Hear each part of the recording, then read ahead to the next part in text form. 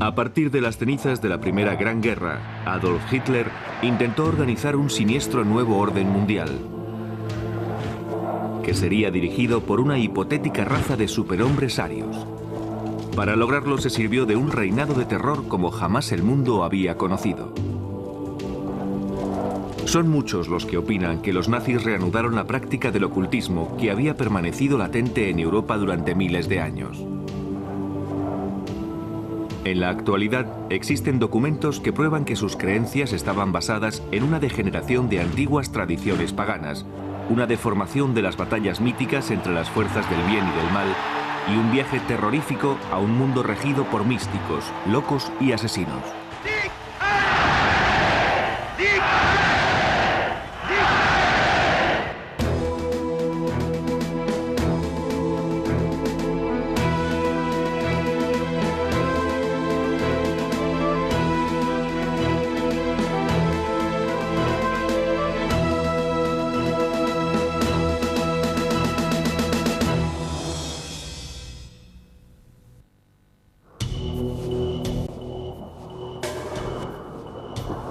La parte tibetana del Himalaya. En los años 30 los nazis iniciaron en el techo del mundo la búsqueda de pruebas sobre la existencia de antiguos sumos sacerdotes a los que consideraban sus antepasados.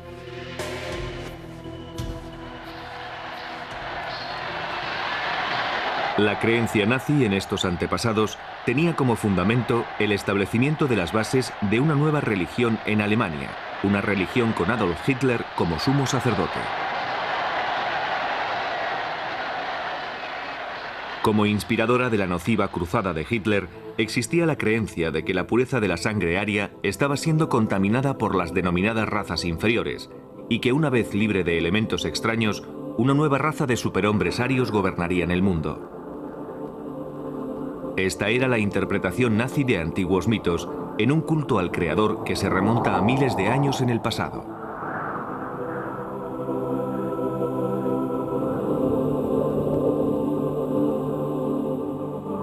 Para probar su superioridad, los nazis no dejaron ningún mito o religión sin investigar y adoptaron, en efecto, cualquier doctrina que pudieran aplicarse a la causa aria.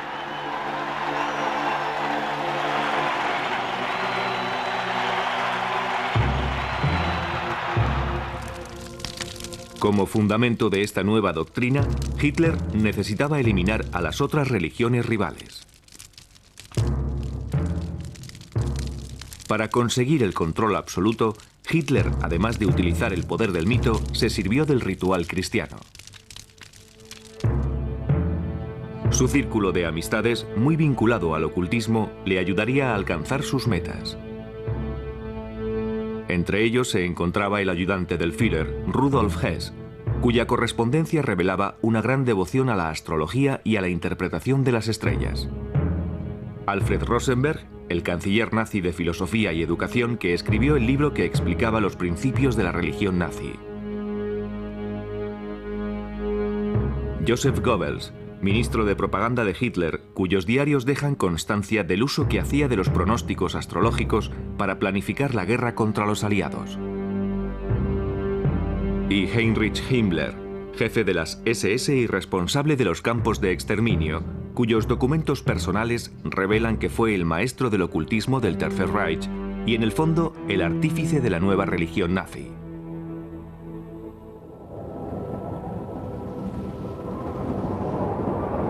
Esta nueva religión estaba basada en una misteriosa leyenda ancestral que contaba la historia de un continente situado en algún lugar del Atlántico Norte, habitado por una raza de seres superiores que habían perdido la gracia cayendo en el mal y el vicio.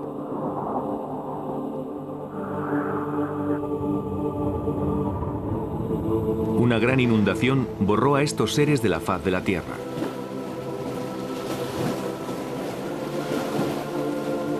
Pero antes de ser destruidos por completo, algunos sacerdotes escaparon en barca, llegando al fin hasta la India y las cimas del Tíbet.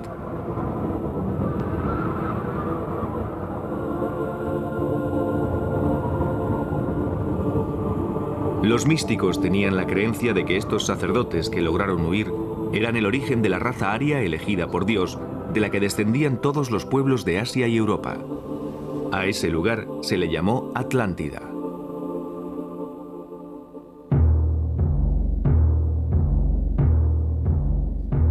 Algunos místicos germanos sostuvieron que la leyenda de la Atlántida era una historia auténtica y probaron que los arios fueron el pueblo elegido, descendiente de los seres superiores de la Atlántida, que habían perdido sus poderes al mezclarse con simples mortales. La semilla de la doctrina nazi se basa en estas teorías.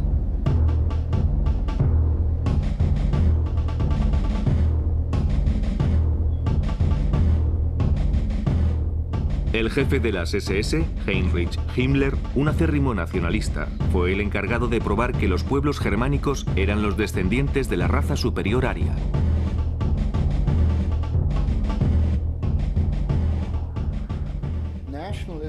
Todos los nacionalistas, en particular aquellos que creían en la superioridad de la raza aria, apoyaban la idea de una isla desaparecida de la Tierra sin dejar rastro. Una especie de utopía.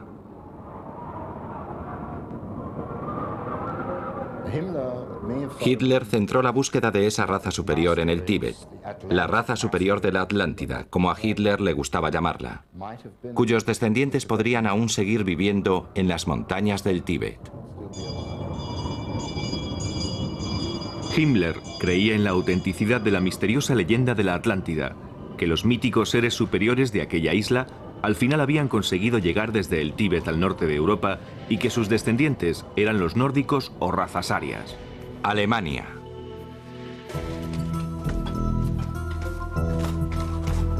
Bajo las órdenes de Himmler, el gobierno financió expediciones al Tíbet que fueron enviadas en busca de pruebas de la existencia de sus antepasados. Para documentar este proceso, los investigadores nazis filmaron esta película. Una vez terminada la guerra en 1946, durante un interrogatorio llevado a cabo por el ejército norteamericano, un científico de las SS que había dirigido una de las principales expediciones al Tíbet describió así su primer encuentro con Himmler. Himmler hizo alusión a su creencia de que la raza nórdica no había evolucionado, sino que había descendido directamente del cielo para asentarse en el continente desaparecido y que antiguos emigrantes de la Atlántida habían fundado una gran civilización en Asia Central.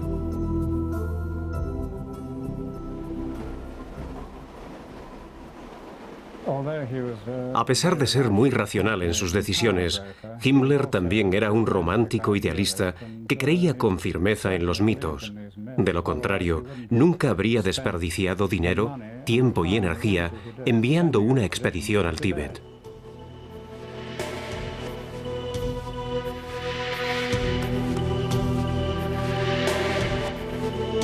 Las poblaciones del Tíbet fueron sometidas a una completa inspección por los investigadores nazis, que trataban de encontrar lo que el partido dio en llamar rasgos físicos arios, frente estrecha, largos miembros y facciones angulosas.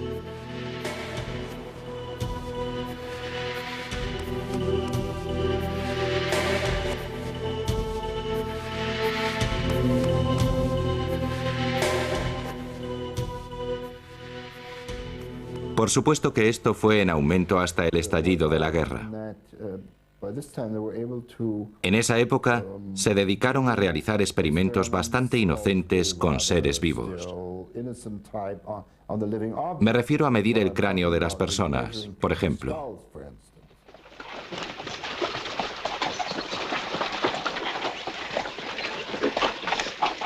La búsqueda de pruebas que demostraran la superioridad de la raza aria pronto se convirtió en un acto criminal.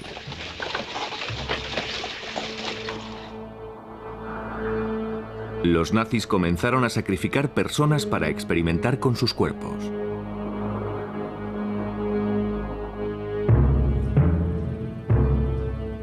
Estaban convencidos que una vez probado que sus antepasados eran dioses, solo quedaría un paso para volver a crear a través de la reproducción selectiva esa raza de superhombres arios. De alguna forma, intentaban forzar la evolución humana a través de una especie de semillero, seleccionando los padres de un niño. repitiendo más adelante el proceso con sus descendientes, hasta lograr por fin reproducir al superhombre profetizado por las teorías del ocultismo.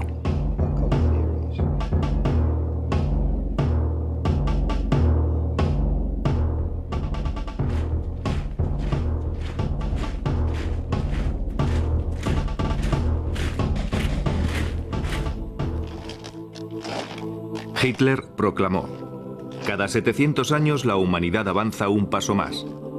Su principal objetivo es el advenimiento de los hijos de Dios.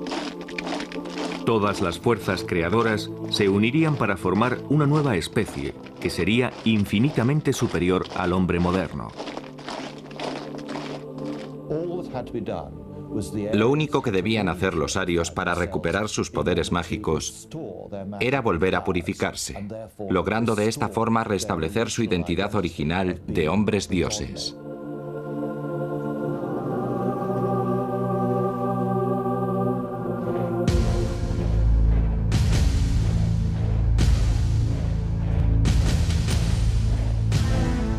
Los proveedores de crías fueron las SS. Himmler solo reclutaba a los más fuertes, a los mejor dotados y a los jóvenes que consideraba más apuestos. Altos, rubios y de ojos azules. Estos futuros guerreros debían estar bien educados y pertenecer a familias de pura raza aria.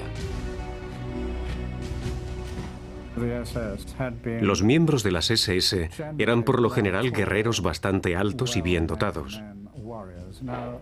Himmler había decretado que los aspirantes a las SS debían tener una altura de 1,80 m. Además de poseer la altura requerida, debían ser de pura raza. Estos oficiales tenían que demostrar que desde 1750 no había existido mezcla alguna que dañara la pureza de su ascendencia germánica.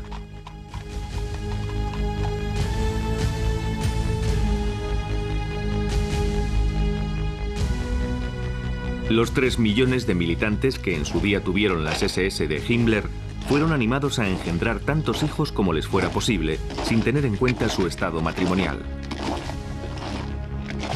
Himmler hizo saber a las SS que tenían un sagrado deber hacia su país y su Führer, el de engendrar niños arios saludables. Una de las ideas de Himmler tenía que ver con la poligamia. En efecto, la única forma posible para crear con rapidez esa raza superior era el establecimiento de esa práctica, de manera que los hombres de las SS pudieran tener más de una esposa.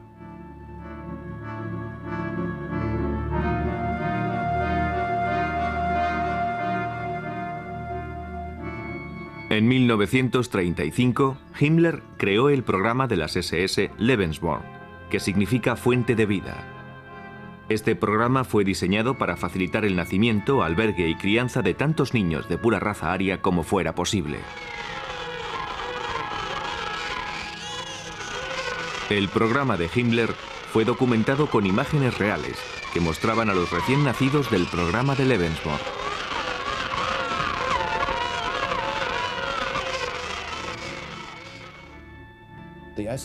De hecho, el programa Lebensborn facilitaba a las jóvenes los servicios de los sementales de las SS.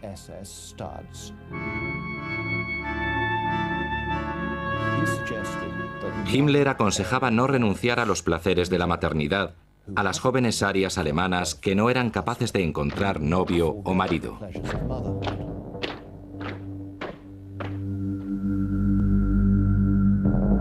De acuerdo con la política del Lebensborn, un hijo ilegítimo no constituía una deshonra, siempre y cuando la madre cumpliera los requisitos genéticos. Se creía que la única función de las mujeres consistía en engendrar niños, cuyos descendientes, según el partido nazi, se convertirían en dioses.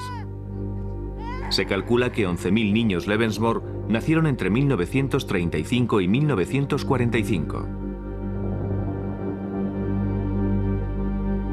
La mayoría de estos niños nunca conocieron a sus padres.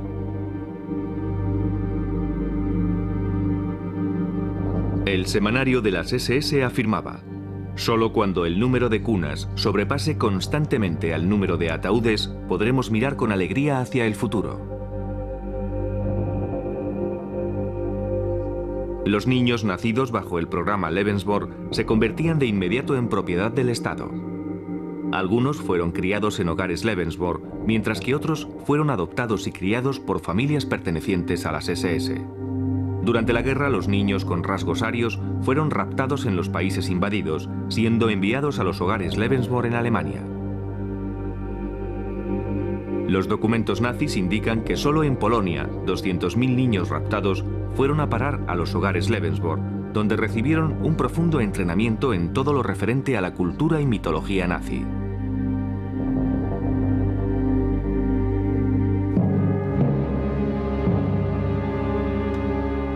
Mucho antes de la llegada de Hitler al poder, esas ideas fueron creciendo en un escenario ya de por sí racista. A principios del siglo XX existían muchas organizaciones en Alemania y Austria que combinaban la ideología racista con la práctica del ocultismo. Pero solo fue al finalizar la Primera Guerra Mundial cuando estas ideas se hicieron populares.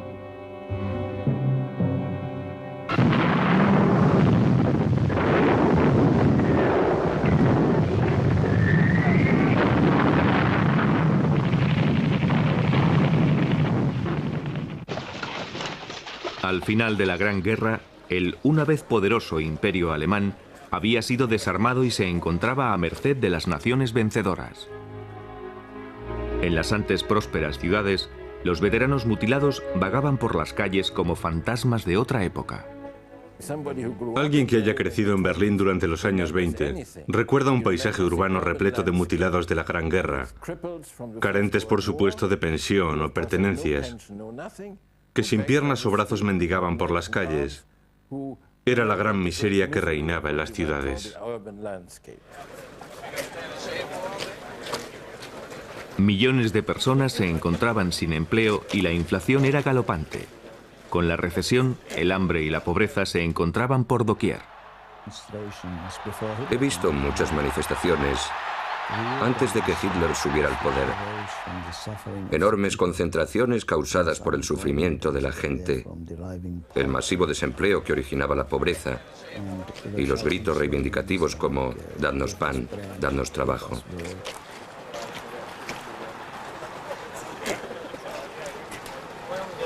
La gente buscaba un chivo expiatorio. El miedo y la desconfianza hacia los extranjeros iban en aumento. Ambos extremos del espectro político competían por conseguir la lealtad del pueblo alemán. Después de servir con honores en la Primera Guerra Mundial, Hitler fue destinado a Múnich. Allí su trabajo en el ejército consistía en infiltrarse en las organizaciones de izquierdas. Una misión cambió el curso de su vida. Se infiltró en la organización de un influyente club político llamado Partido Obrero Alemán. Pero lejos de ser la organización comunista que su nombre daba a entender, el partido resultó pertenecer a la extrema derecha. Hitler, atraído por lo que allí se decía, se unió a ellos y al final se convirtió en líder de la organización. En uno de los primeros mítines donde Hitler habló, se encontraba un desilusionado veterano de guerra llamado Rudolf Hess. Cuando regresaba de uno de aquellos mítines, recobrado ya su ánimo, Rudolf Hess vio que Alemania podía volver a su antiguo esplendor y que él era la persona destinada a conseguirlo. Hess estaba convencido de que el ardiente orador que había tomado la palabra no era otro que el tan esperado Mesías profetizado en los círculos de ocultismo alemanes. Junto al filósofo racista Alfred Rosenberg, Hess fue seguidor de uno de los grupos más importantes, la Sociedad Full, que buscaba de forma activa un Mesías germánico y que estaba dedicada al resurgimiento de la llamada Suprema Raza Aria. Sus miembros practicaban la astrología. Algunos rendían culto a un espíritu maligno al que llamaban científico, en la creencia que esto les ayudaría a alcanzar su meta. Su emblema era una daga colocada sobre una cruz gamada curva. Entre sus miembros se encontraban algunos de los hombres más ricos y poderosos de Múnich. La Sociedad Thule financiaba al Partido Obrero Alemán de Hitler. En 1920 el partido de Hitler cambió oficialmente su nombre por el de Partido Nacional Socialista Alemán del Trabajo, el NSDAP, o como pronto sería conocido, el Partido Nazi.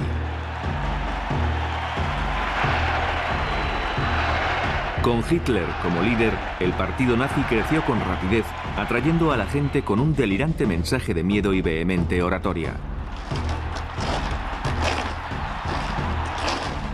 Él representaba al carismático y poderoso líder que todos esperaban desde la guerra. Como muchos alemanes y austríacos de la época, Hitler vivió en un entorno que por sí mismo ya era hostil al judaísmo.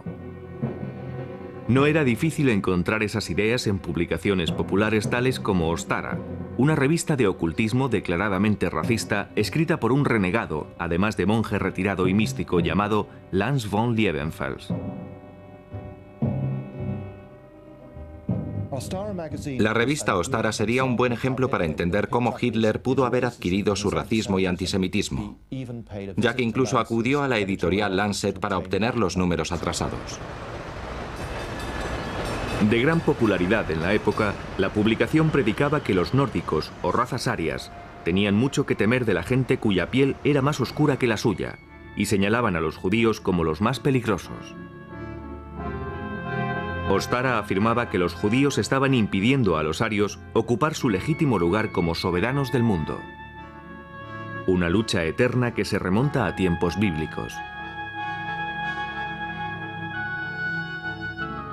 Los titulares rezaban: ¿es usted rubio? Entonces está en peligro. Por lo tanto debería leer Ostara, una publicación para rubios y un movimiento para los derechos del hombre. La publicación daba una idea de lo que llegaría a ser el mundo nazi. Hablaba de la selección racial, del programa Lebensborn e incluso de los campos de exterminio. A partir de estas ideas, Hitler desarrolló teorías sobre la raza, que fueron más tarde influenciadas por el miembro de la Sociedad Thule, Alfred Rosenberg, el filósofo racista y ocultista, que más tarde llegaría a convertirse en la mano derecha del Führer en materia espiritual.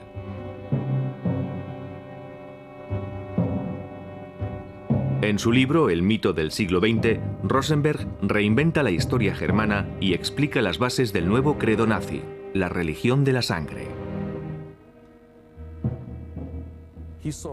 Vio en la sangre el sentido religioso como factor determinante. En otras palabras, una iglesia debía ser una iglesia basada en la sangre y no en la fe o en las creencias. Las razas nórdicas estaban unidas por la sangre, así que para Rosenberg, la sangre, la estirpe y la identidad racial constituían las claves de esta nueva ideología.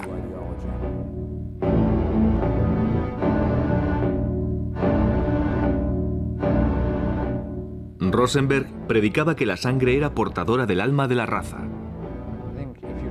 Si echamos una mirada atrás a la tradición esotérica occidental, encontraríamos que la sangre ha sido siempre considerada un importante vehículo del espíritu. Es una sagrada sustancia que contiene no solo la vida física, sino también el alma de la persona.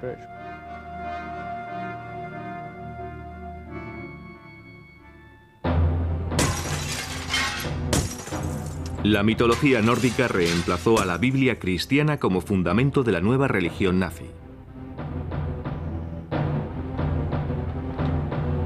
En un desfile organizado por Rosenberg, que fue captado por el cine, los nazis celebraron su recién concebida versión de la cultura aria y su historia.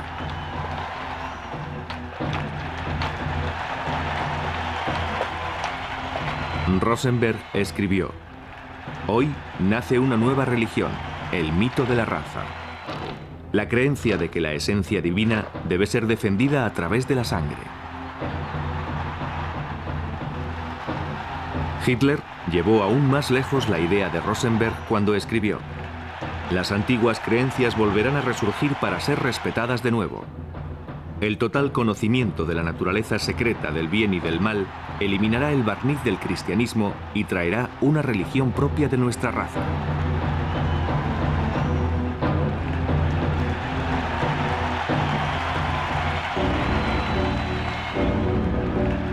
Como símbolo de la nueva religión, Hitler eligió la esvástica.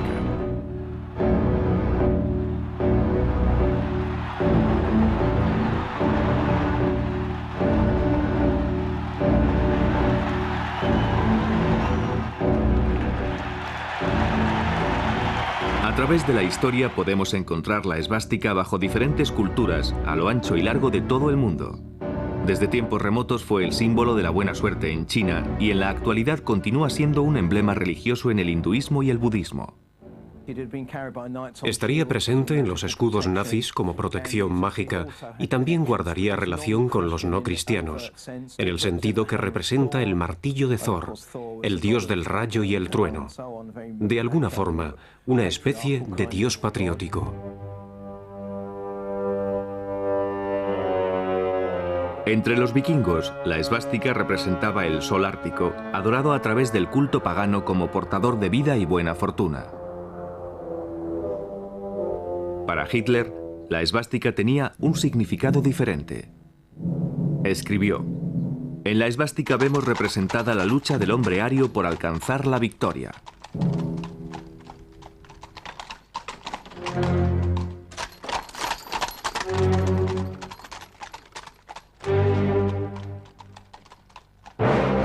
En las óperas de Richard Wagner, Hitler vio una y otra vez la victoria.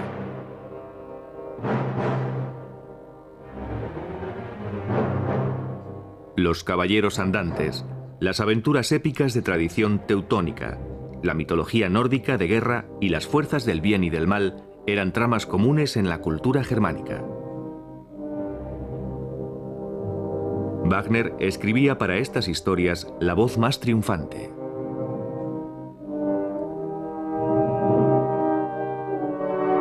Adolf Hitler apenas tenía 12 años cuando asistió a la primera ópera de Wagner. De adulto se convirtió en un obsesivo admirador del compositor.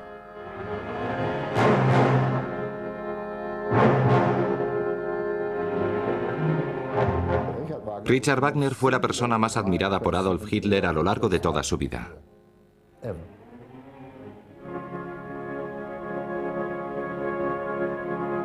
El genio que Wagner poseía para todo lo solemne se convirtió en fuente de inspiración para los grandiosos mítines que Hitler pronto organizaría, y donde era a menudo interpretada la música de Wagner.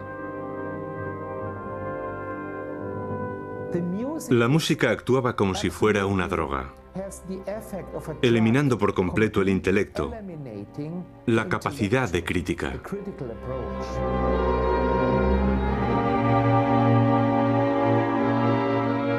Parsifal, la ópera de Wagner en la que se ensalza el poder de la pureza racial, fue fuente de inspiración para Hitler.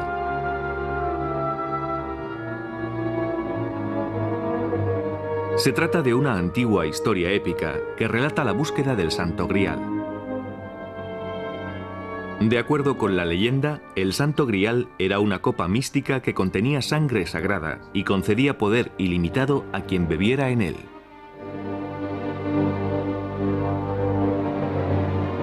Se creía que el Santo Grial solo podía ser hallado por el más puro de los caballeros. En Parsifal, Wagner aportó a la leyenda su propia ideología.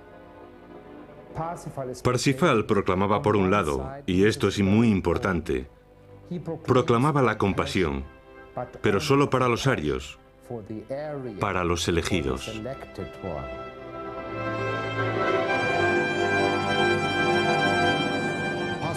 Parsifal era un símbolo clave en la imaginación de Hitler. A menudo hablaba de restablecer la religión de Parsifal. La imagen del caballero del Santo Grial en busca del mito de la pureza racial era crucial para Wagner y para el propio concepto que Hitler tenía, en el sentido sobrenatural, de la labor que llevaba a cabo el racismo nazi.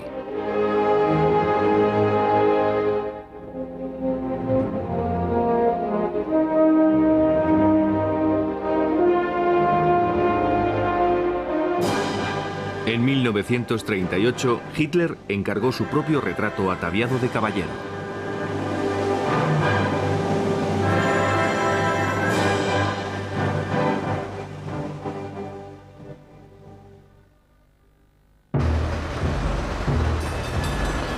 La carrera de Hitler hacia el poder comenzó el 9 de noviembre de 1923, cuando intentó derrocar al gobierno bávaro. Al frente de un ejército privado conocido como los Camisas Pardas, lanzó un ataque sorpresa sobre una cervecería en la que se reunían los miembros del gobierno. Con Hess y Rosenberg de su lado, Hitler anunció presuntuosamente la formación de un nuevo gobierno. Después se echó a las calles, desfilando por todo Múnich acompañado de 3.000 camisas pardas. Se enfrentaron a la policía y, a consecuencia de los disparos que se efectuaron, murieron 16 de los hombres de Hitler. Fue un golpe de Estado fallido, pero durante los 10 años que precedieron la llegada de Hitler al poder, los 16 fueron convertidos en mártires. La bandera nazi que portaban en aquel momento se manchó con la sangre de los caídos. Esto dio origen a un ritual que se celebraba con cada nueva bandera o estandarte nazi, pues carecían de valor hasta que Hitler los tocaba con la histórica bandera.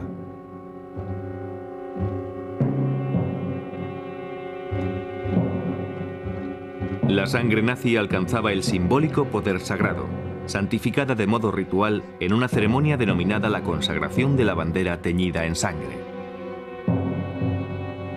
De esa forma, esa especie de poder mágico atribuido a la sangre de los caídos era así transmitido a cada bandera nazi.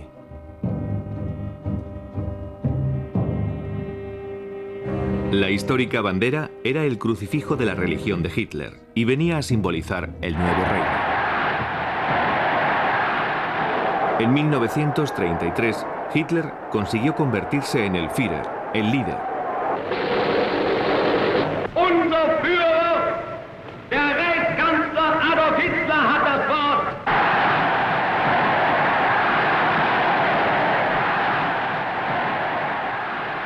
Un título que llevaría la connotación religiosa de el ungido o incluso el Mesías.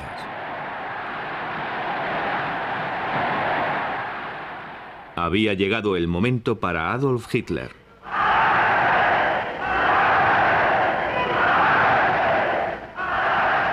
Die Partei ist Hitler.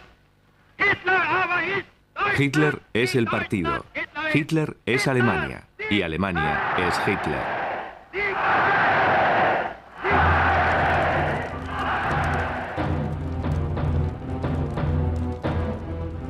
Con la llegada de Hitler al poder, la doctrina de la sangre se convirtió en la religión indiscutida del partido nazi, incluidos días sagrados y mártires.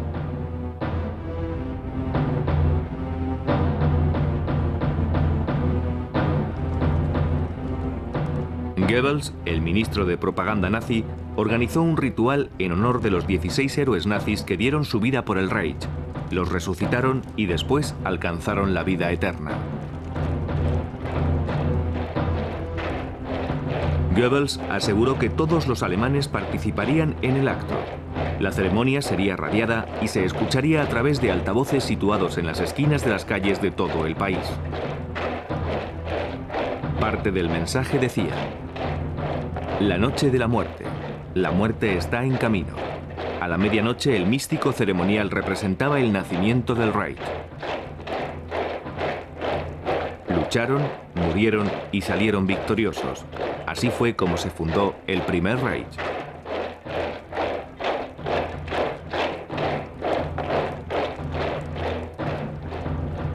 Según Hitler, la sangre de los mártires era el agua bendita del Tercer Reich. Supongo que la mayoría de los movimientos tienen sus propios mártires y que a los que murieron en 1923 se les consideró como tales. Fueron un ejemplo de cómo deberíamos mantenernos firmes en la defensa de nuestras creencias. Así que la connotación religiosa es incierta.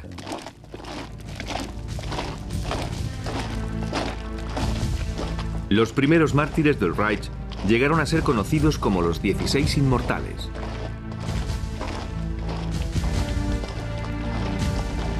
En Múnich, la ceremonia comenzó con unos cuantos desfiles por las mismas calles en las que habían caído los inmortales.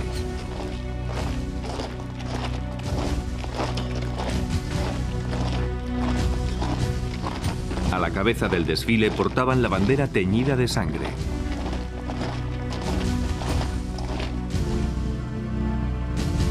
A lo largo del recorrido colgaban enormes banderas rojas en las que lucía el símbolo ritual del sacrificio para los paganos.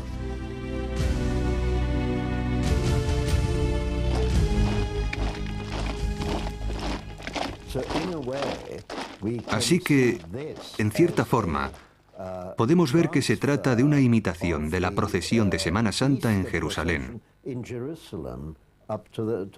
que sube hasta la iglesia a través del Vía Crucis.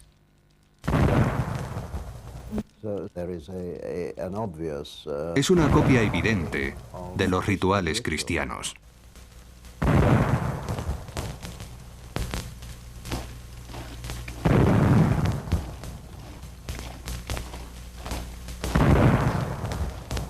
Los cuerpos de los 16 héroes fueron sepultados en un edificio conocido como el Feldenhall o el Templo del Honor.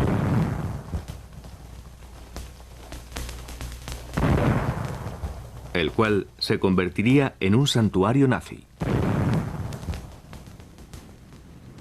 Durante esta ceremonia anual, los nombres de los 16 eran pronunciados en voz alta. A la llamada respondían voces anónimas, como si el espíritu de los muertos desfilara junto a los vivos. Tendría 16 o 17 años cuando mi padre me llevó al Feldenhalle en Múnich. Allí se alineaban los ataúdes, escoltados por guardias con cascos de acero que presentaban armas. Me puse algo nervioso al ver tantos ataúdes. Al mencionar sus nombres, una voz respondía: «Presente». Y de nuevo otro nombre.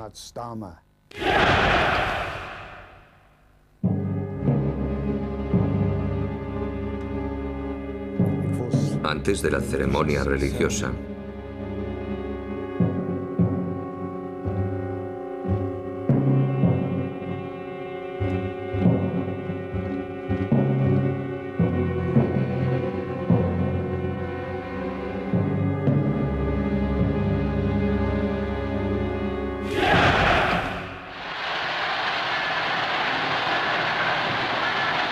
Con el ritual de su nueva religión ya establecido, Hitler dio el siguiente paso en la ejecución de su proyecto.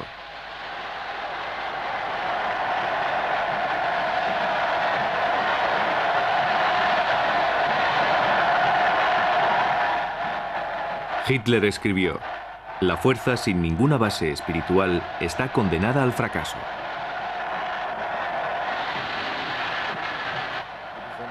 Es este un nacionalismo en el que todo está definido. Tu estilo de vida, tu fuente de ingresos, todo. Podríamos decir que su regla principal es la de estar dispuesto a dar tu vida por la patria. La enseñanza del credo nazi con Hitler como Dios comenzaba en la infancia y continuaba hasta la edad adulta.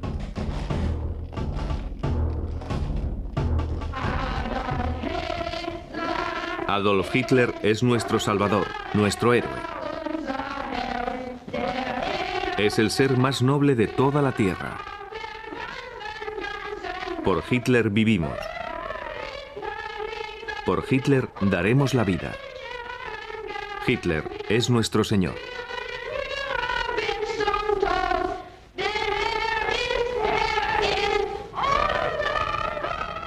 En 1933, el partido controlaba todas las organizaciones juveniles de Alemania.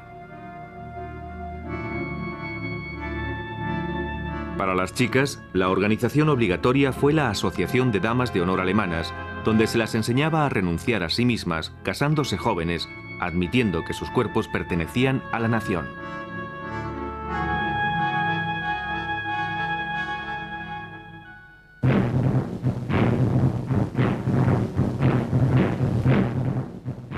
A los 10 años, los chicos se convertían en miembros de la Organización de Jóvenes Alemanes. A los 14 se integraban en las juventudes hitlerianas y a los 18 ingresaban en el partido nazi.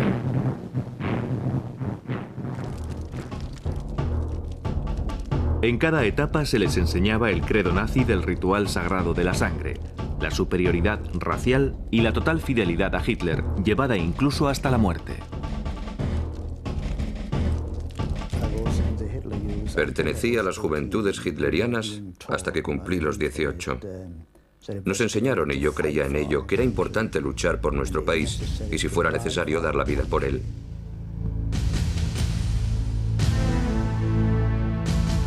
Esta película muestra una de las formas que utilizaban los nazis para inculcar este ideal.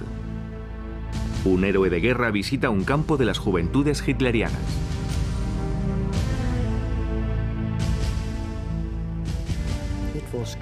Era estupendo que te dijeran que pertenecías a una raza superior, a la más importante nación de la Tierra. Yo creía que por ser alemán, que la sangre germana que corría por mis venas me hacía superior a los demás. Hitler declaró: "Quiero ver de nuevo en los ojos de los jóvenes el brillo salvaje del orgullo".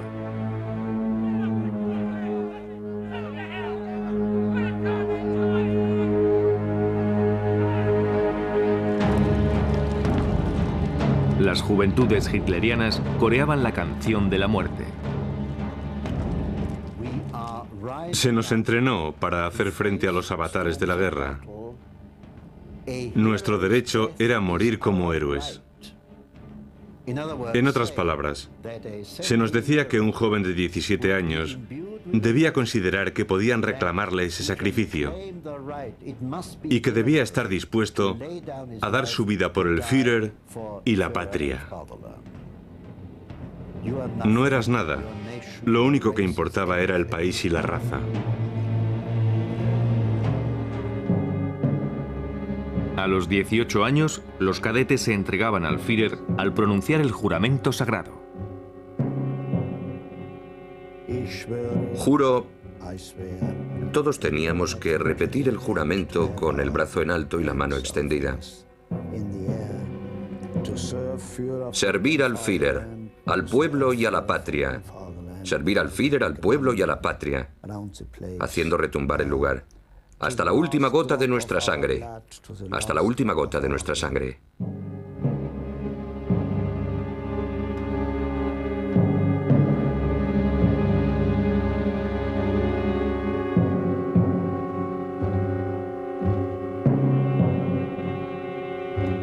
Como tema central de toda enseñanza nazi estaba la autobiografía de Hitler, Mein Kampf, Mi lucha.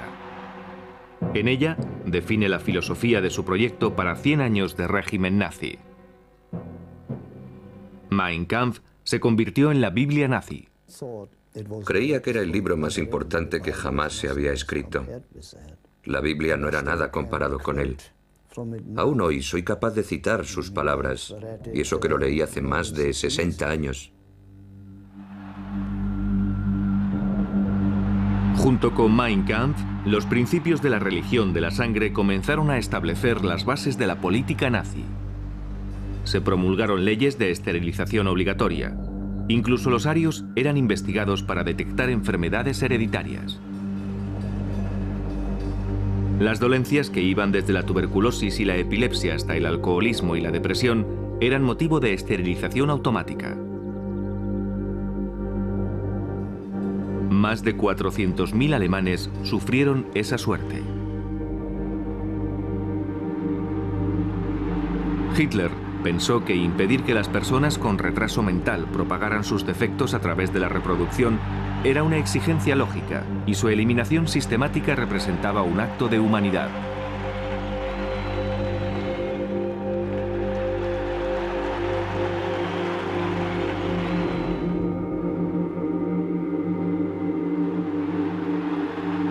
Los niños con problemas de salud eran registrados al nacer.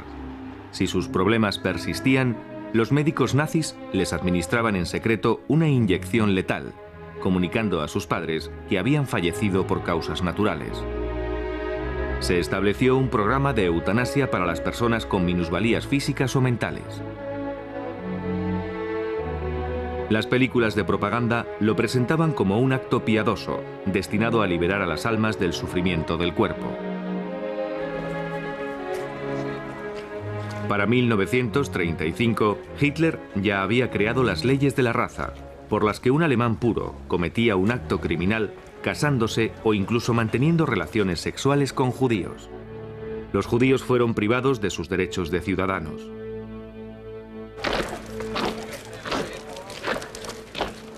Pero lo peor estaba por llegar. La purificación de la sangre aria apenas representaba una parte de los diabólicos planes de Hitler. La finalidad era despejar el camino para llegar a la última etapa de la evolución humana y garantizar la llegada del milenio ario. Los nazis tenían la sensación de que aún quedaba un obstáculo: la existencia de los no arios, precisamente. Comienzas esterilizándolos. Entonces te das cuenta de que el proceso es demasiado lento y acabas por asesinarlos en las cámaras de gas. Algo rápido, eficaz y barato.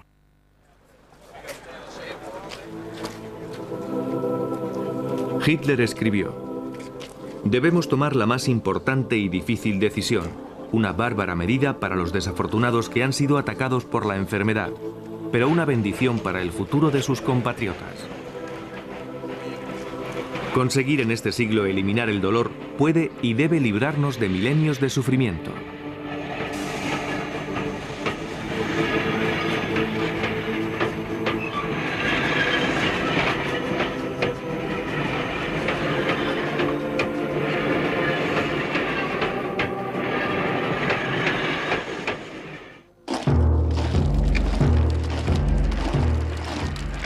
La idea de que unos pocos deberían ser eliminados en beneficio de la mayoría llegó incluso a alcanzar a las SA, las camisas pardas de Hitler. Las SA, que fueron uno de los principales partidarios de Hitler, se convirtieron al final en un obstáculo que no dudó ni un solo momento en eliminar.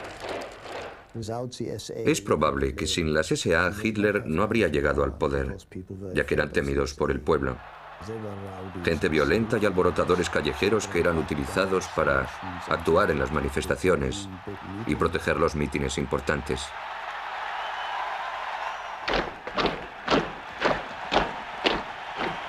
La clase media y el ejército llegaron a temer a los camisas pardas. Las SS eran una organización más aceptable para el ejército. Como ellos, sus miembros pertenecían a la clase alta alemana. La mayoría de los miembros de las SS eran profesionales, doctores, abogados, etc. Mientras que en las SA militaba la clase obrera.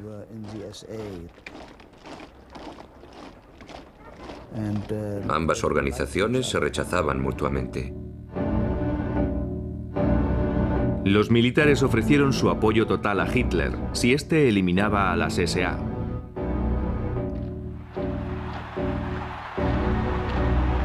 Hitler aceptó, y con la ayuda de Himmler, eliminaron del partido a los camisas pardas en una sola noche. Esa fue la noche de los cuchillos largos. Tuvo lugar el 30 de junio de 1934. Entonces yo tenía 12 años. Aún la recuerdo. Las SA celebraban un congreso en un lugar cercano a Múnich. Hasta allí se desplazaron Hitler y sus SS.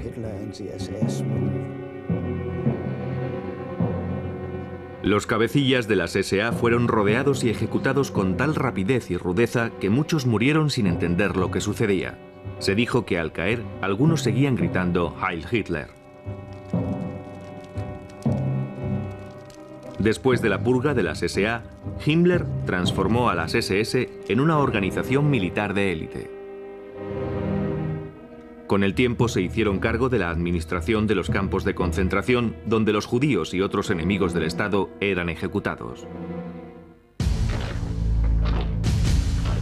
Pero la visión que Himmler tenía de las SS aún no estaba completa. Proyectaba convertir a esa organización en la nueva aristocracia alemana, los nuevos superhombres profetizados por Hitler en la doctrina de la sangre. La idea que Himmler tenía de las SS no era otra que la de crear una nueva reserva de sangre de élite para la sociedad nazi en Alemania.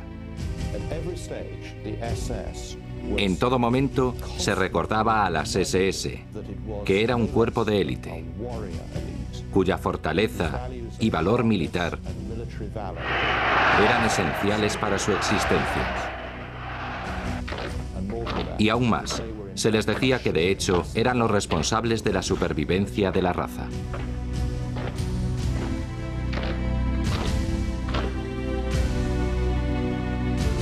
Himmler nació católico, pero en la época en que conoció a Hitler ya era un convencido ocultista.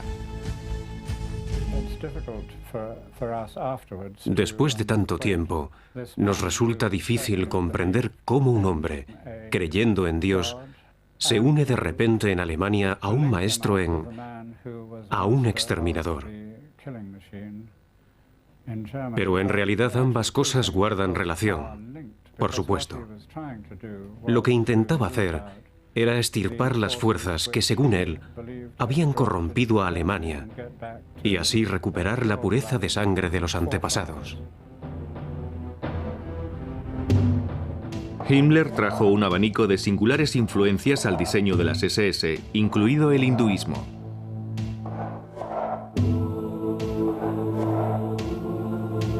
Se dice que durante la guerra viajaba con una copia del Bhagavad Gita, un libro sagrado del hinduismo.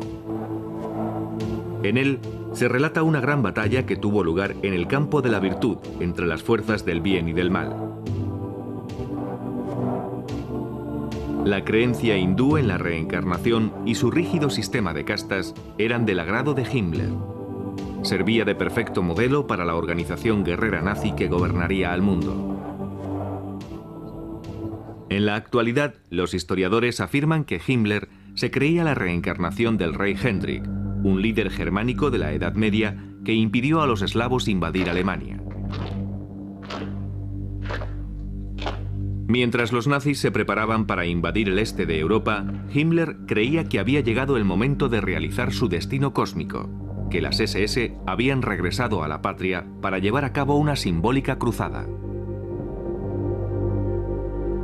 En la noche del 1 de julio de 1937, para conmemorar los 1000 años de la muerte del rey Hendrik, Himmler preparó un gran funeral en la catedral de Quedlinburg junto a la tumba del monarca, el lugar donde originalmente se levantaba el castillo del gran rey. Acompañados por una música solemne, Himmler y un grupo de altos oficiales de las SS portando una antorcha conducían la procesión hasta la cripta. Una vez allí dirigían las oraciones y la meditación.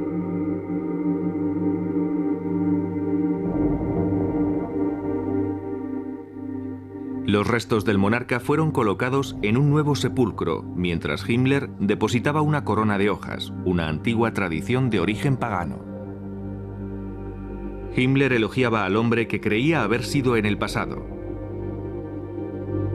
Mientras sellaban el sarcófago, juró completar la misión del rey, conquistando las tierras al este de Alemania.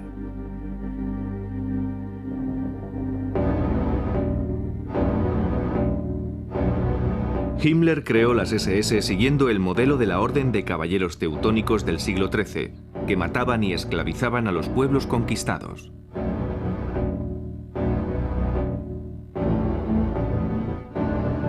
El paralelismo con las prácticas de la Alemania nazi era evidente.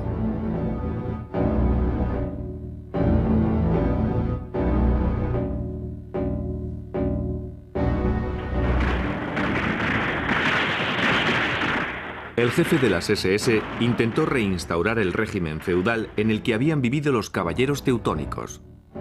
A medida que nuevas tierras eran conquistadas, cada oficial de las SS tomaba posesión de una propiedad feudal. La gente del lugar podía ser asesinada o enviada a trabajos forzosos.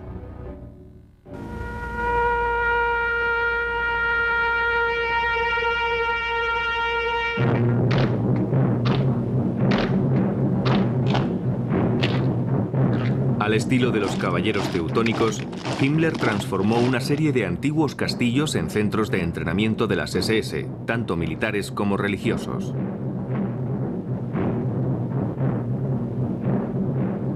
Aquí, los reclutas eran iniciados en los métodos de los llamados sacerdotes guerreros.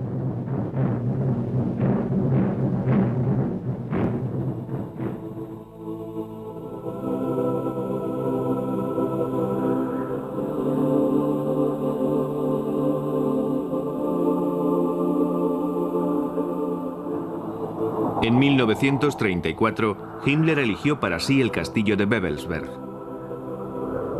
que se convirtió en lugar sagrado para lo más selecto de la élite de las SS.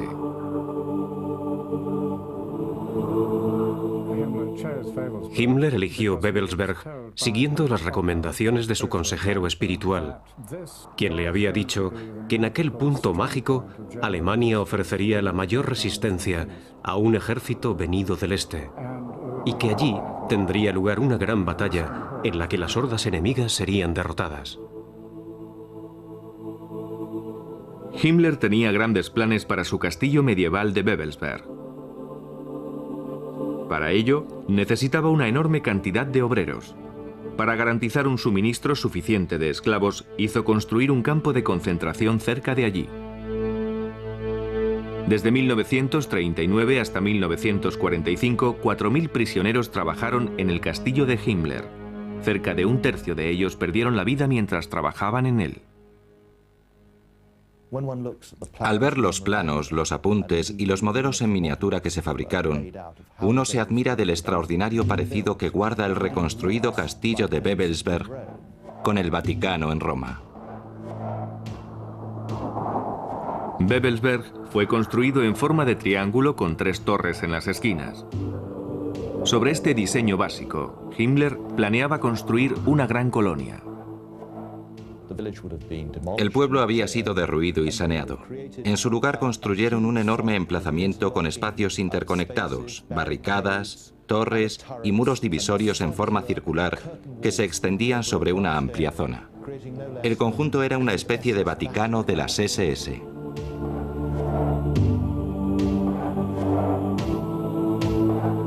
Fue en la Gran Torre Norte donde se concentrarían los planes de Himmler para hacer de Babelsberg un centro mágico de las SS. En la base de la torre, Himmler construyó una cripta. De acuerdo con los historiadores, fue un templo en honor de los líderes caídos de las SS.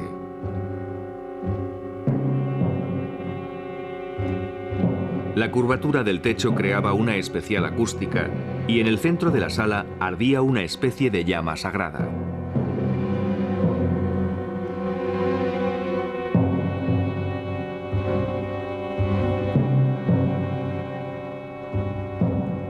A lo largo del borde de la cripta había 12 pedestales, sobre los cuales habrían descansado las urnas con las cenizas de generales fallecidos. Lo que sucedía es que las SS siempre debían tener 13 líderes. En consecuencia, cuando un general fallecía era ritualmente incinerado y sus cenizas colocadas en una urna. Entonces su lugar era ocupado por un nuevo general.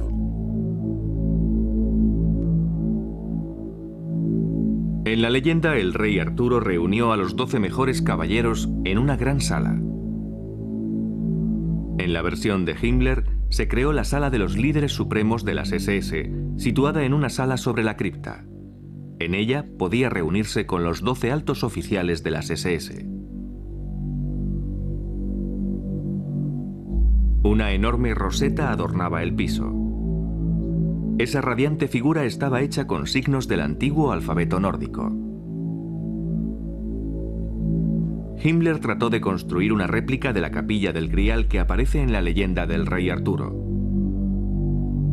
El Santo Grial, un místico cáliz, del que decían que había contenido sangre divina.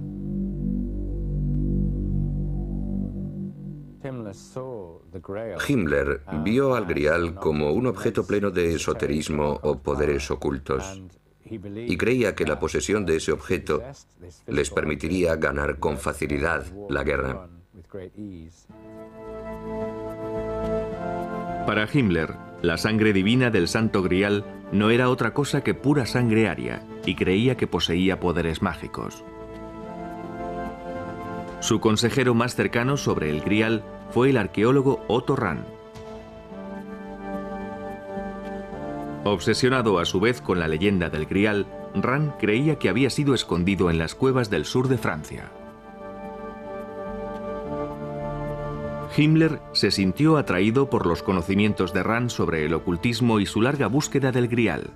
Una vez en el círculo íntimo de Himmler en Babelsberg, Rand continuó la búsqueda del Santo Grial, pero ahora como caballero del partido nazi.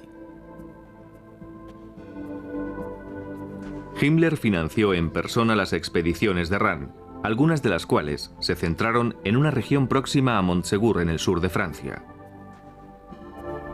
En aquel lugar estuvo situada la gran fortaleza de los cátaros, la herética secta acusada de prácticas satánicas que fue expulsada de la Iglesia en el siglo XIII.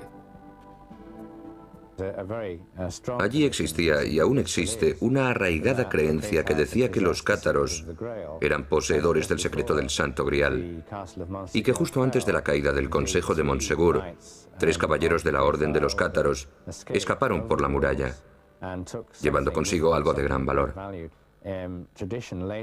Con el tiempo, la leyenda afirmó que fue el Grial, o su secreto, lo que fue escondido en un laberinto de cuevas. Las expediciones de Rand también tuvieron lugar en Alemania. Una carta registrada que Rand envió al cuartel general de las SS parecía indicar que el explorador creía estar próximo a realizar el largo sueño de su vida.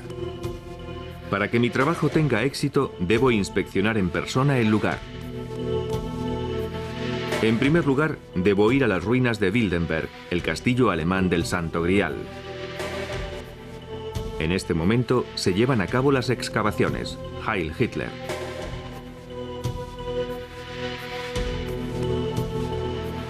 Pero Rand nunca fue capaz de conseguir el premio final, el propio cáliz. En 1939, Otto Rand renunció misteriosamente a las SS. Muchos creen que Himmler ordenó que mataran a Rand una vez supo que su búsqueda del Santo Grial había fracasado.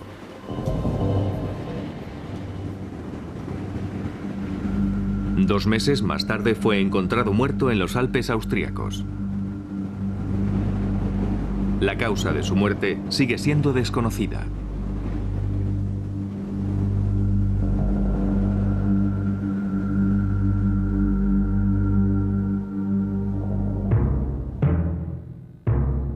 En su continua búsqueda para probar la superioridad de la raza aria, Himmler creó un instituto de investigación llamado Organización de la Herencia Ancestral.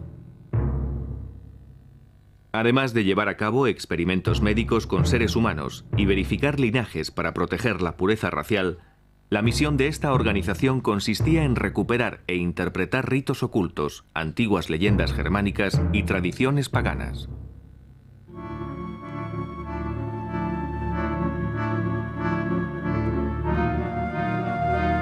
Esta película nazi muestra uno de esos rituales. Unas jóvenes danzan alrededor del símbolo nórdico de la guerra y el orden divino. Para controlar todo el conocimiento sobre las ciencias ocultas, Himmler confiscó las librerías y los artefactos de todas las sociedades de ocultismo que no estaban asociadas con él,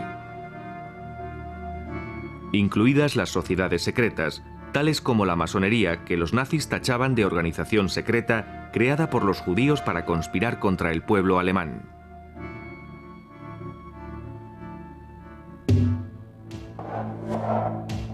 Al tiempo que Himmler despedía a ciertos ocultistas, también fomentaba la carrera de otros como Karl Maria Billigud. En él, Himmler creía haber encontrado la clave para popularizar en la moderna Alemania las antiguas tradiciones paganas. El místico se convirtió en un alto oficial de las SS y en una de las más preciadas posesiones de Himmler. Lo más interesante de Billigud es que era auténtico. Tal vez el mejor ejemplo de ocultista al servicio del jefe de las SS, Heinrich Himmler. Billigud creía ser un descendiente directo de Thor, el dios vikingo. Copias de sus escritos hallados en los archivos personales de Himmler revelan que Billigud creía poseer poderes extrasensoriales.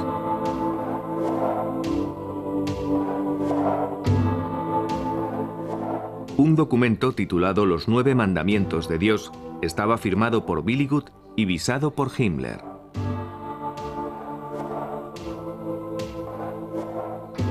Escrito en alemán moderno y en alfabeto rúnico, daba a entender que Willigut creía estar utilizando sus poderes para recuperar antiguas ceremonias y rituales del pasado pagano de Alemania.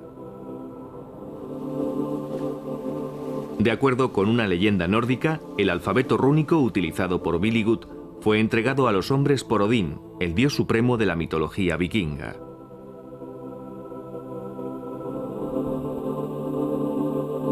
Este alfabeto sagrado fue su regalo a la humanidad. Tal vez las runas provenían de la mezcla de antiguos símbolos grabados en la piedra en tiempos inmemoriales. Estos alfabetos en realidad tenían un significado. Cada letra expresaba una idea.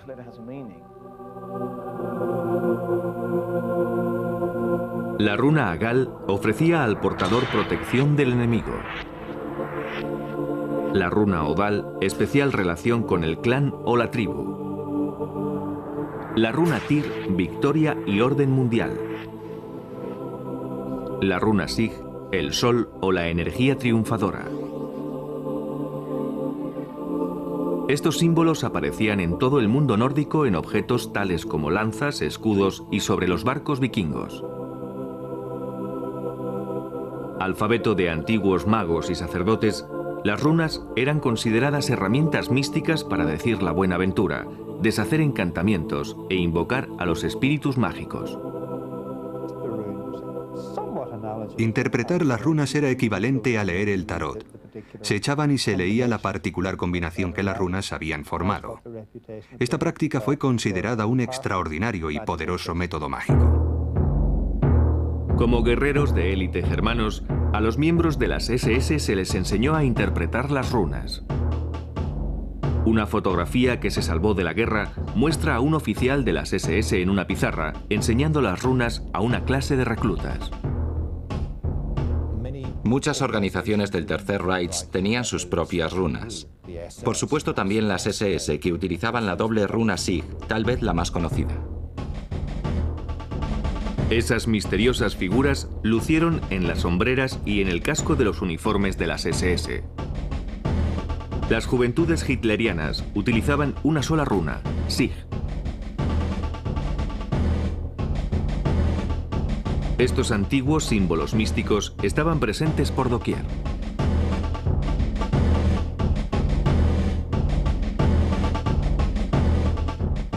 Sirviendo a los alemanes de constante recordatorio de su pasado pagano. Al recluta de las SS, tras haber superado su entrenamiento, se le tomaba juramento. Si era un oficial, recibía una daga de las SS, que era una especie de cuchillo de caza con el símbolo de las SS, la esvástica y el águila germana sobre su empuñadura negra. Era un bien muy preciado. Grabadas en la hoja de la daga se leían las palabras: "Mi honor es la fuerza". Los hombres de las SS recibían la daga en una solemne ceremonia. Todos los miembros de las SS llevaban el anillo de Sigmund. Pero a sus más cercanos colaboradores, la élite de la élite, Himmler en persona, entregaba el anillo con la calavera de la muerte. Un antiguo oficial de las SS de alto rango aún recuerda la ceremonia. El anillo llevaba grabado tu nombre en el interior. En mi caso decía: a mi querido Herbert, Heinrich Himmler. Se supone que esto representaba la estrecha relación que existía entre Himmler y las SS. En un discurso que dio a los oficiales de las SS, Himmler decía: "No olvidéis nunca que somos una orden de caballería de la que ninguno se puede retirar, que entramos en ella por derecho de sangre y a la que pertenecemos en cuerpo y alma".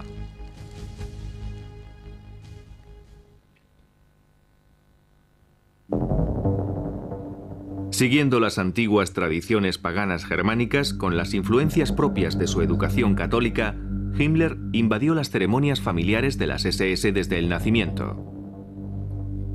Existe una foto tomada en una especie de capilla nazi destinada al bautizo de niños que muestra una escena en un altar de las SS, con un retrato de Hitler ocupando el lugar del crucifijo, donde un niño está siendo presentado a la comunidad de guerreros germanos. La ceremonia del matrimonio también se convirtió en un ritual de las SS.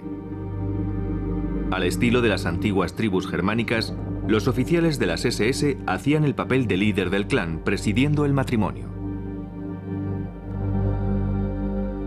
El mismo Himmler ofició alguna de estas ceremonias. Esta excepcional filmación muestra a un oficial de las SS desposando a Gretel, la hermana de Eva Braun, la compañera de Hitler. Se intercambiaban los anillos, así como el pan y la sal, los antiguos símbolos paganos de la fertilidad y pureza de la tierra.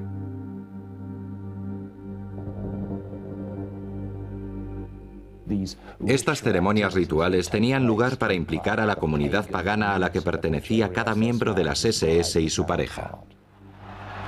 El año nazi estaba marcado de fiestas extraídas del antiguo calendario germánico. El Festival de Mayo, que al inicio celebraba la fertilidad, fue transformado en una exaltación al nacionalismo y al poder militar. Hitler dijo: "Y en este día 1 de mayo, por todo el país se celebra la resurrección del pueblo alemán, fruto de su eterna lucha interior".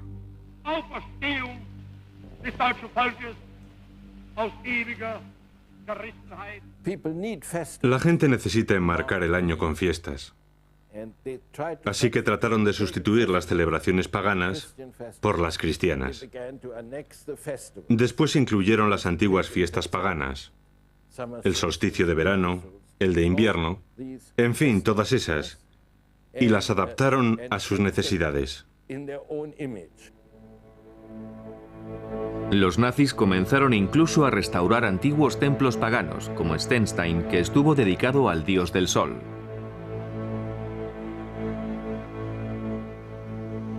En Steinstein, durante el solsticio de verano, un rayo de luz entraba por la ventana iluminando un punto del altar.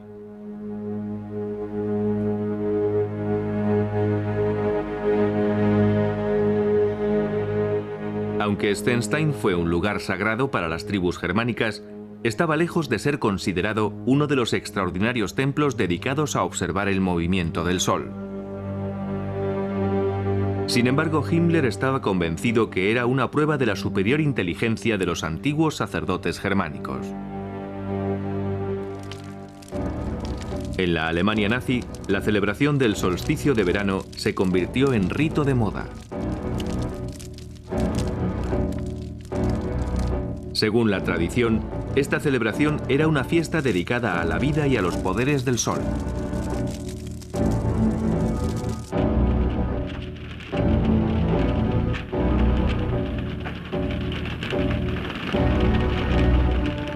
Espectaculares escenificaciones perfectamente orquestadas se acompañaban de discursos que predicaban el sacrificio y el heroísmo. En esta particular ceremonia, el ministro de propaganda Goebbels pronunciaba el discurso.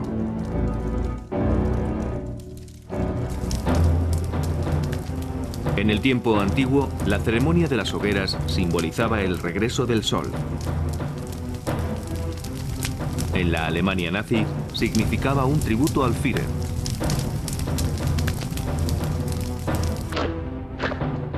En la más importante de esas ceremonias, las tropas portando antorchas creaban formas simbólicas en la noche.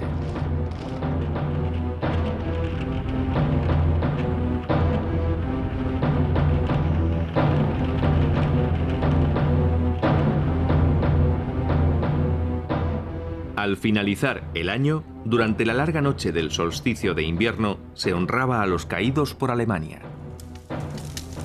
Himmler manifestó en un discurso: "El solsticio de invierno no solo representa el fin del año, también es la fiesta en la que recordamos a nuestros antepasados, donde el individuo toma conciencia de su insignificancia e intenta estar siempre alerta, permaneciendo unido a la eterna cadena de su linaje con auténtica humildad.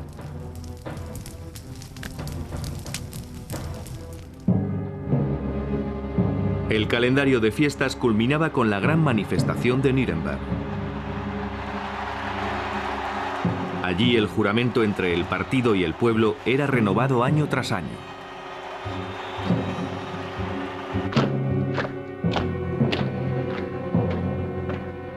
Decenas de miles de nazis uniformados unían allí sus fuerzas.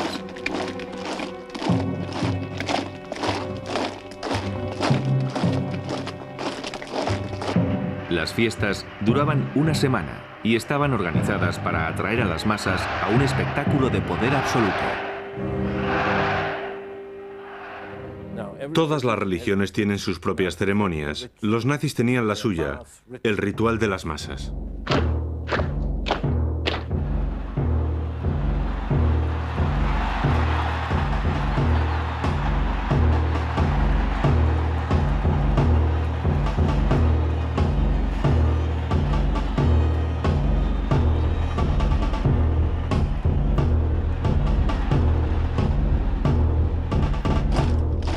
¿Y qué ofrecían a la gente estas manifestaciones masivas? Cuando el comerciante abandonaba su solitaria tienda y se unía a la masa enardecida, entonces se sentía alguien, y eso le hacía feliz. Junto a los otros era feliz, se había librado de su soledad. Era maravilloso asistir a una concentración con todos aquellos uniformes. Existía una electrizante atmósfera mucho antes del comienzo. Se escuchaban los cánticos y de repente anunciaron la llegada del Führer. Entonces le vimos caminar hasta el escenario y solo se oían los gritos de Heil, Heil, Heil.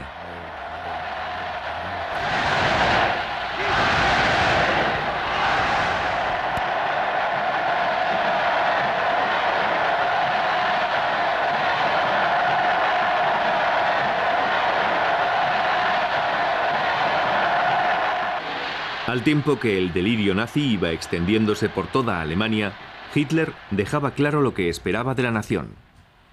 El partido es la cantera de donde surgirán los líderes políticos alemanes. Su doctrina será inalterable. Su organización será tan resistente como el acero. Sin embargo, tendrá la imagen de una orden sacerdotal.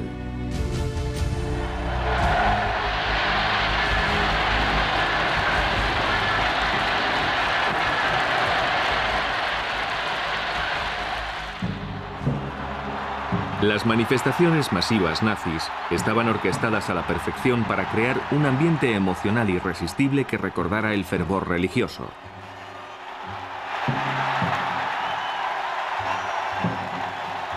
El motivo central de la ceremonia era Hitler.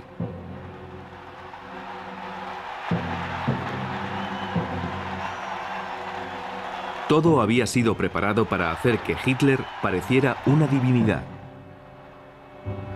Un mesías.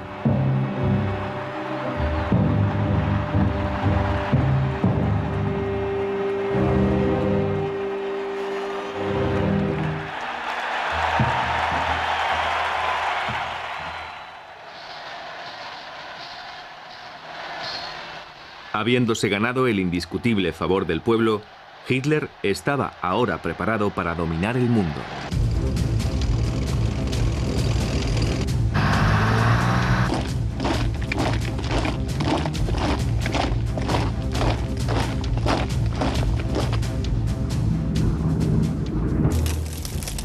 Desde el comienzo de la guerra en 1939, un país tras otro fue cayendo ante los nazis.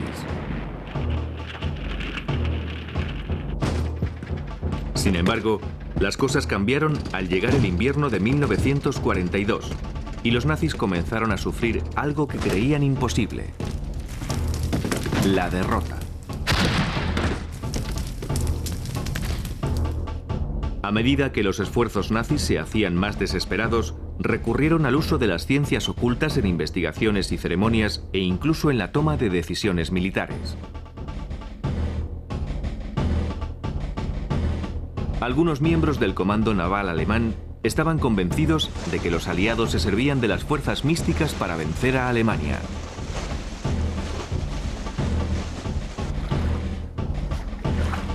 Creían que el éxito de los británicos en localizar y destruir los submarinos alemanes se debía al uso de las ciencias ocultas y que la mejor manera de combatirlo era utilizando el ocultismo como arma.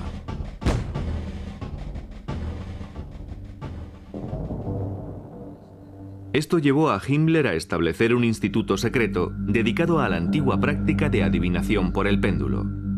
Sobre mapas del Atlántico Norte, los videntes hacían oscilar un objeto suspendido de una cuerda, intentando localizar la posición de los convoyes aliados.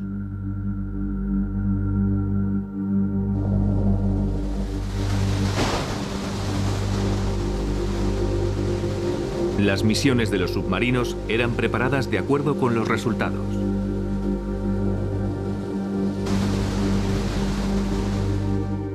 En esta carta escrita por Himmler, fechada el 12 de enero de 1943, refiere que las investigaciones radiestésicas y los entrenamientos habían logrado grandes progresos durante el año. La astrología y la predicción seguían siendo las ciencias ocultas más comúnmente utilizadas por los nazis, aunque fueron enfocadas de dos formas diferentes. Rudolf Hess y Heinrich Himmler creían con firmeza en lo oculto y lo utilizaban para tomar decisiones políticas. Sin embargo, el ministro de propaganda, Joseph Goebbels, solo utilizó las ciencias ocultas con fines propagandísticos para manipular a la gente y minar la moral de los aliados.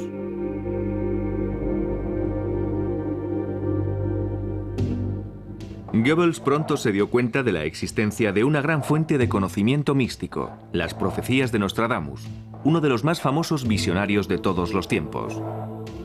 Nostradamus completó su obra maestra en 1555.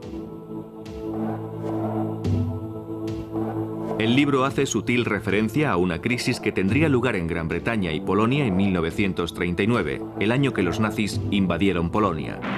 Esto sucedió cerca de 400 años después de que Nostradamus escribiera su libro.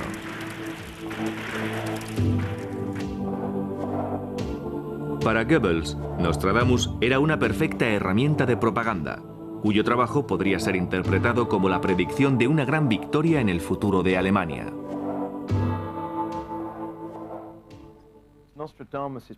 Las profecías de Nostradamus están escritas en cuartetas, que son poemas de 4 líneas. Son tan densas y esotéricas que pueden ser interpretadas de muchas formas. Para interpretar al profeta francés, Goebbels reclutó al renombrado astrólogo y estudioso de Nostradamus Karl Ernst Graf. Una particular cuarteta que Goebbels aprovechó parecía referirse expresamente a Hitler y pronto formó parte de la mística del líder nazi. Esta es una cuarteta muy famosa que contiene la palabra Hister, la cual todos aseguraban que se trataba del nombre de Hitler. En su diario, Goebbels mostraba su emoción al saber que Bert, un miembro de su equipo, había comenzado a formular un plan para utilizar la profecía. El 19 de mayo de 1942, Bert nos entregó su proyecto para que fuera utilizado como propaganda ocultista. Estamos haciendo progresos. Los americanos y los ingleses son fáciles de engañar con este tipo de propaganda. Por lo tanto, echaremos mano de los testimonios más destacados de todas las profecías. Una vez más, Nostradamus debe conformarse con ser citado. El uso de falsas profecías y engañoso misticismo con el único fin de influenciar al enemigo recibió el nombre de propaganda negra.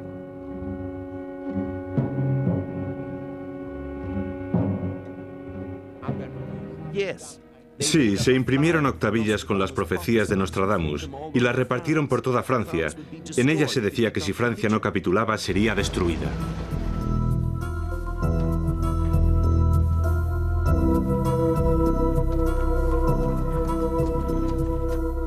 La inteligencia británica descubrió el engaño y, reconociendo el potencial de ese tipo de propaganda, comenzó a fabricar su propia campaña con las profecías de Nostradamus. En efecto, los ingleses adoptaron también ese sistema y publicaron un libro con 50 falsas profecías de Nostradamus que predecían la victoria británica en la guerra. Del mismo modo que los nazis habían inundado Francia con falsas profecías de Nostradamus, los aliados introducían de contrabando en Alemania su propia propaganda negra. La campaña de propaganda negra en Inglaterra dio pronto un nuevo giro con la llegada del astrólogo Louis de Vol, un emigrante húngaro de origen judío reclutado por la inteligencia británica. A de Vol se le encargó trabajar junto al maestro en falsificación Elick Hall.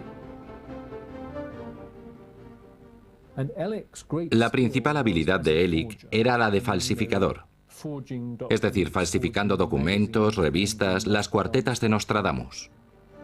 Hall y de Vol decidieron crear una falsa versión de Zenit, la principal revista alemana de astrología.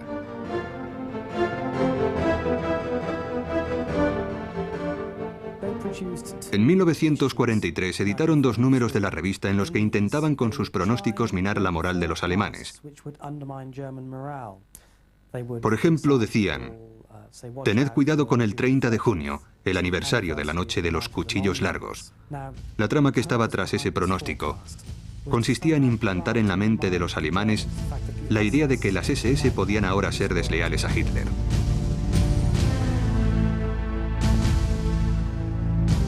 Pero su golpe maestro llegó en abril de 1943 con una edición especial de Zenit. Hall esperó con astucia hasta julio para publicar una edición de abril. De ese modo, podía predecir sucesos que de antemano sabía que eran ciertos. Lo que Hall y sus colegas hicieron fue averiguar las fechas en que los submarinos alemanes fueron hundidos.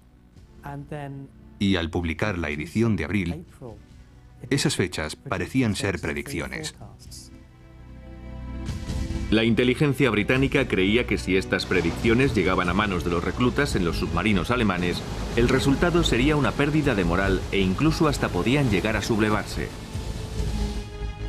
Los británicos falsificaron el Zenit, sin embargo contenía un maldito error. Erróneamente habían titulado la revista Der Zenit, en lugar de Zenit, su verdadero nombre. Astrología y espionaje pronto se verían enfrentados de nuevo en lo que muchos aún siguen considerando el incidente más extraño de la Segunda Guerra Mundial. El momento en que Rudolf Hess, ayudante y consejero del Führer, y uno de sus amigos más íntimos, realizó un asombroso vuelo en solitario a Escocia. La idea de Hess de llevar a cabo ese vuelo comenzó con su creencia de que al pertenecer los británicos a una raza nórdica, simpatizarían con la causa aria y que incluso se les podría persuadir de unirse a los alemanes si Churchill lograba ser derrocado.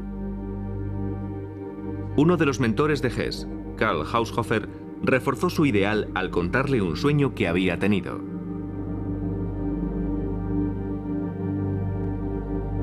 En su sueño había visto un castillo escocés, de cuyos muros colgaban tapices, y en el interior Hess caminaba trayendo la paz a Alemania y Gran Bretaña.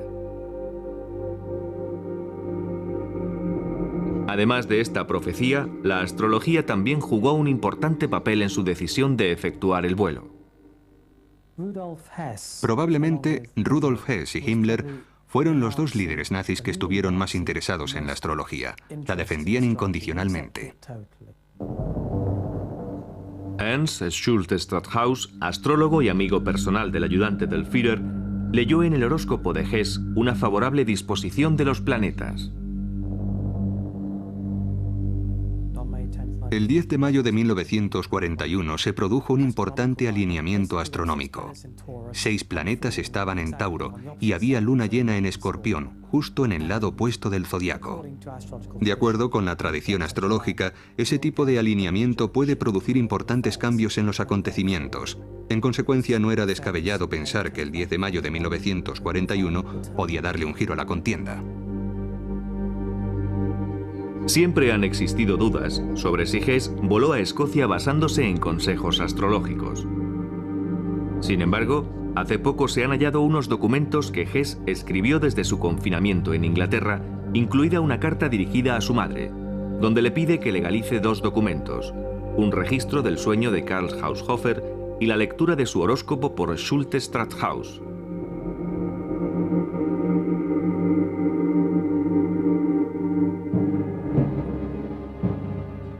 Hay quien cree que antes de partir, Hess mantuvo una reunión con el Führer. Unos 6 días antes de iniciar su viaje, Hitler y mi padre mantuvieron una reunión que duró 4 horas.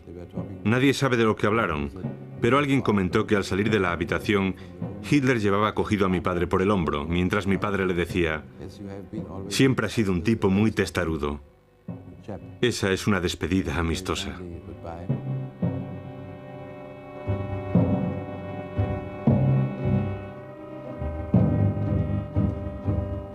Sea lo que sea que hablaran Hitler y Hess, el caso es que el 10 de mayo de 1941, a las 5:45 de la tarde, Hess subió a un caza Messerschmitt y voló a Escocia.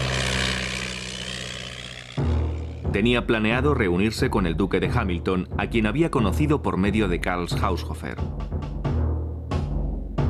Hess esperaba servirse del duque para eludir a Churchill e intentar obtener la paz directamente con el rey de Inglaterra. Habiendo escrito varias cartas al duque antes de iniciar su misión, Hess esperaba un cálido recibimiento. Pero todas las cartas que había enviado a mi padre fueron interceptadas por el servicio secreto. Al entrar en el espacio aéreo británico, en lugar de encontrarse con una fiesta de bienvenida, Hess fue derribado por la RAF y se vio obligado a lanzarse en paracaídas. Se golpeó al saltar del avión, lesionándose al tomar tierra. Quería que le capturaran, pues creía que sería llevado directo ante mi padre, con solo decir que deseaba verle. Hess fue encontrado por una familia escocesa, esta que vemos en su granja, el lugar donde se estrelló el avión. Hess afirmaba tener un mensaje muy importante para el duque de Hamilton, pero al principio todos se negaban a creer que el hombre que había caído en sus campos fuera el ayudante del Führer del Tercer Reich. Mi padre fue informado de que un joven piloto había caído a tierra y que solicitaba una entrevista con el duque de Hamilton. Mi padre fue a ver al prisionero, el cual se presentó a sí mismo como Hess. Fue algo divertido porque la tarde que mi padre fue a ver a Churchill, el gran hombre estaba descansando viendo una película de los hermanos Marx. Churchill se mostró algo incrédulo y sus palabras fueron: ¿me está diciendo que ha caído en nuestras manos el ayudante del Führer? Y cuando mi padre le contestó, podría ser el caso, Churchill dijo: bueno, se trate o no de Hess, yo voy a seguir viendo la película de los hermanos Marx. La extraña reacción de Churchill al vuelo de Hess sigue sin tener explicación. Gran cantidad de información sobre lo acontecido en mayo de 1941 permanece aún en los archivos de guerra británicos, clasificada como secreta.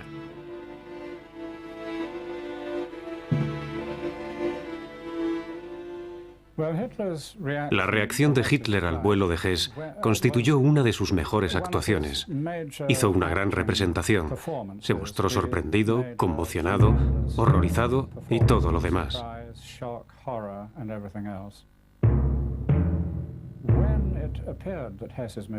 Cuando se supo que la misión de Hess había fracasado, entonces apareció toda la propaganda. Que Hess estaba loco, que había actuado solo, que estaba alterado, que le faltaban un par de tornillos. Hitler culpó de lo sucedido a los astrólogos de Hess. En respuesta, el Ministerio de Propaganda nazi promulgó un edicto llamado Acción Hess, que prohibía la práctica pública de cualquier ciencia de ocultismo, incluyendo la astrología. Esto trajo como resultado un mayor control sobre las actividades de los astrólogos, quienes un mes más tarde fueron al fin fichados en una redada en cumplimiento del edicto Acción Hess. Todos los astrólogos importantes que estaban fichados fueron detenidos e interrogados.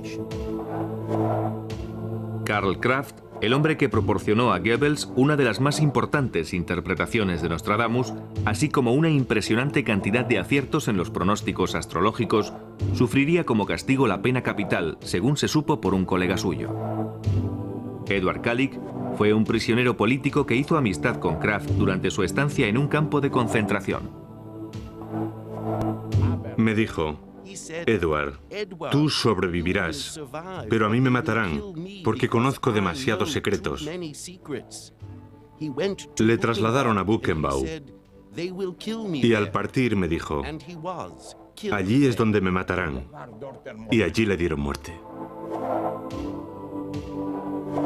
Los astrólogos que fueron detenidos en cumplimiento del edicto Acción Hess fueron tratados de distinta forma dependiendo de su utilidad para el Reich. Aquellos que ya trabajaban para Himmler fueron de inmediato puestos en libertad, permitiéndoles continuar con su trabajo. En esa época, Himmler entró en contacto con uno de los más importantes astrólogos de Alemania, Wilhelm Wulff. Durante su encarcelamiento junto a los demás astrólogos, Wulff solía leer el horóscopo a los guardas. Después lo hizo para el general Schellenberg, que era el jefe del contraespionaje bajo el mando de Himmler.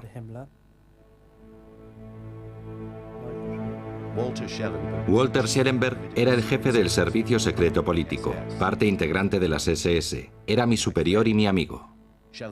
Schellenberg no creía en la astrología, pero se sirvió de ella. Cuando Schellenberg quería discutir algún asunto con Himmler, le decía que un astrólogo había predicho algo al respecto.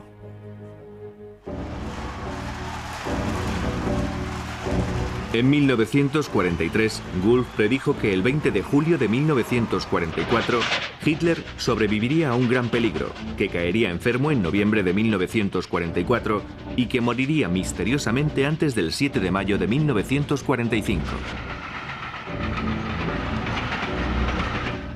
En base a esas predicciones, Wulff se convirtió en el astrólogo personal de Himmler y en uno de sus más leales colaboradores.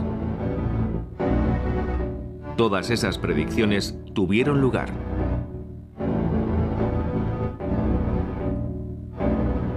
En un interrogatorio de los aliados, una vez terminada la guerra, Schellenberg admitió haber utilizado a Wulff en beneficio propio. Creía que la influencia de Wulff le ayudaría frente a Himmler.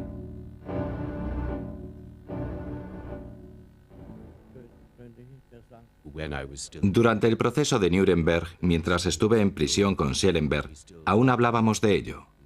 Él se sentía muy orgulloso de que Wilhelm Wulff hubiera podido influenciar a Himmler. De acuerdo con el testimonio de Schellenberg, la idea de un golpe de Estado obsesionó a Himmler durante las últimas semanas de la guerra. Al consultar los astros, supo que su intención de derrocar al Führer podía tener éxito. Fue a finales de abril de 1945, cuando las tropas soviéticas que ya habían cercado Berlín comenzaron a tomar los suburbios de la ciudad. La guerra estaba por completo perdida. Himmler recordó una conversación que había mantenido antes con Wulff en la que le decía: parece que Alemania no sufrirá ningún desastre hasta 1945.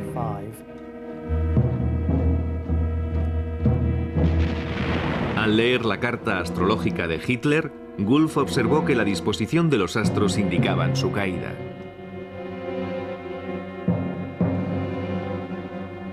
Wulff y Schellenberg continuaron incitando a Himmler para que derrocara a Hitler y tomara posesión del cargo como líder del sombrío Reich.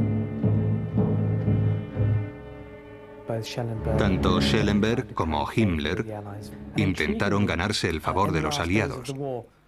Curiosamente, en los últimos días de la guerra, en una reunión entre Himmler y un representante del Congreso Mundial Judío, a la que Wulff asistía como astrólogo de Himmler, parece ser que este último estuvo de acuerdo en no exterminar más judíos. A pesar de la orden de Hitler de continuar hasta el final con el exterminio, la contribución de Wulff fue decisiva para convencer a Himmler de que debía suspender por un tiempo la matanza.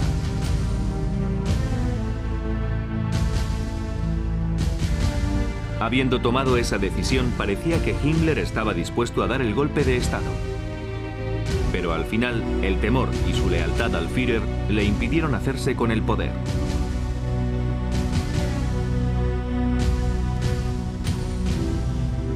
Himmler aún tenía esperanzas de que alguna fuerza mística alterara el destino evitando la inminente derrota.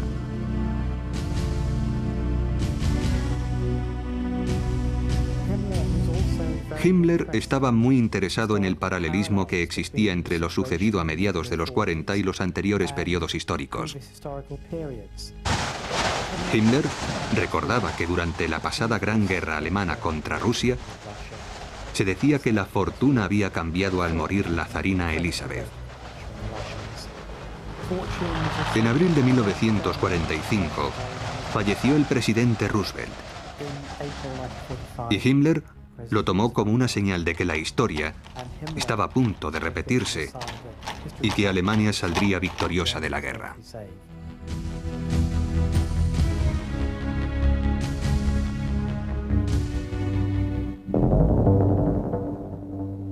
Dos semanas más tarde, Goebbels, acompañado de toda su familia, descendió con Adolf Hitler al búnker privado del Führer. El 30 de abril de 1945, Adolf Hitler y su compañera Eva Braun se suicidaron. Goebbels envenenó a sus 6 hijos y después disparó contra su esposa y contra él mismo. Disfrazado de soldado raso alemán, Heinrich Himmler casi logró escapar. Fue arrestado por los británicos, pero durante un reconocimiento médico mordió una cápsula de cianuro que ocultaba en la boca. A las 11:04 de la noche del 23 de mayo de 1945, el jefe de las SS, que había puesto a las fuerzas sobrenaturales al servicio de la gloria aria, había fallecido. En noviembre de 1945, varios altos cargos nazis fueron llevados a juicio por los aliados en Nuremberg.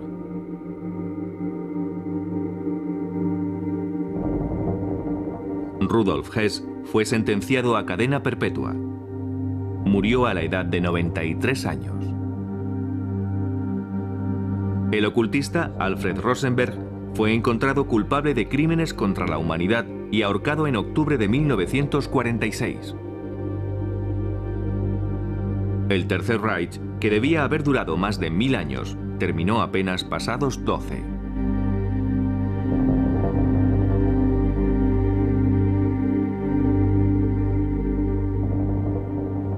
Hubo cerca de 50 millones de muertos.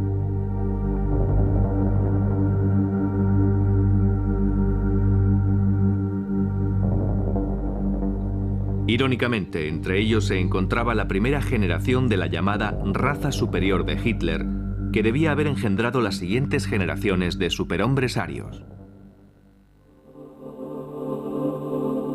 A través de la historia, la mitología ha ejercido una gran influencia sobre la mente humana. Todas las culturas han sido místicamente conducidas. Sin embargo, en la Alemania nazi, la vinculación de las metas políticas a una mitología corrupta condujo a una crueldad sin precedentes en la historia.